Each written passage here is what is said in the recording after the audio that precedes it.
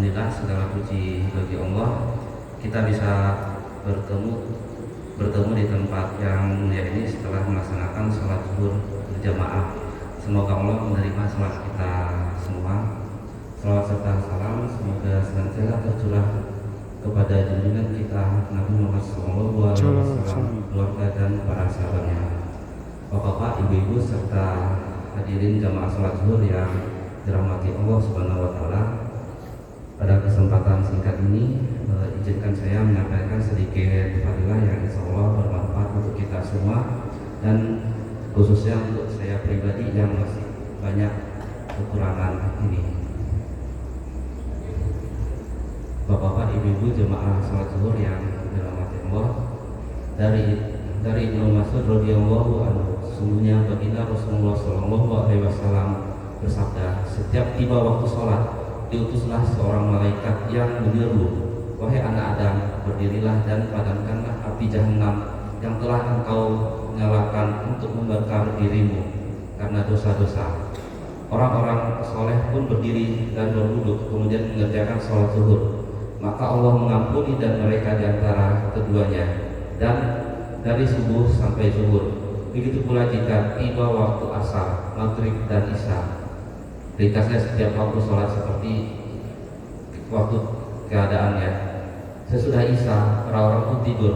Ada sebagian yang menghabiskan malamnya dengan berbuat kebajikan, baik sholat, zikir, dan lain-lain. Dan ada yang menghabiskan malamnya dengan berbuat keburukan seperti zina, mencuri, dan lain-lain.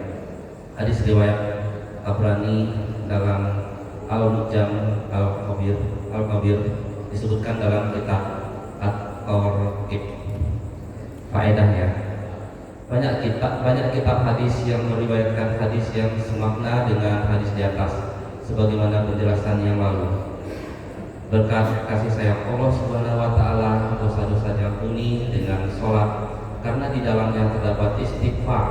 Oleh sebab itu, ampunan ini mencakup dosa kecil ataupun dosa besar, dengan syarat hati benar-benar menyesali dosa tersebut. Allah Subhanahu wa Ta'ala berfirman, dan dirikanlah sholat pada kedua tepi siang, pagi dan pertama, dan pada bagian permulaan malam. Sesungguhnya kebahagiaan itu menghapus kejahatan. Quran Surah Al-Hud ayat 114, sebagaimana hadis ketiga yang telah lalu. Salman radhiyallahu anhu, seorang sahabat yang maksur, berkata, setelah sholat isya, manusia terbagi menjadi 3 kelompok.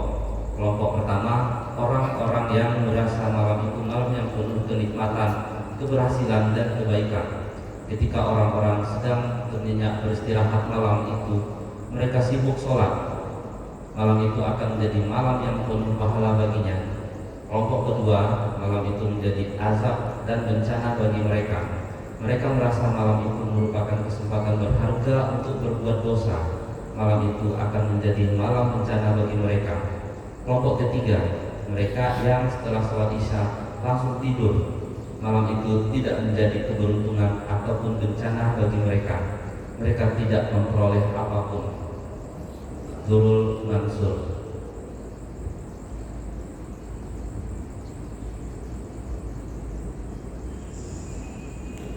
Ya, demikian yang dapat kami sampaikan. Semoga Allah memberikan taufik dan hidayah sehingga lisan ini bisa menyampaikan kebenaran dan telinga kita bisa mengambil hikmahnya. Amin ya rabbal alamin. Assalamualaikum warahmatullahi wabarakatuh.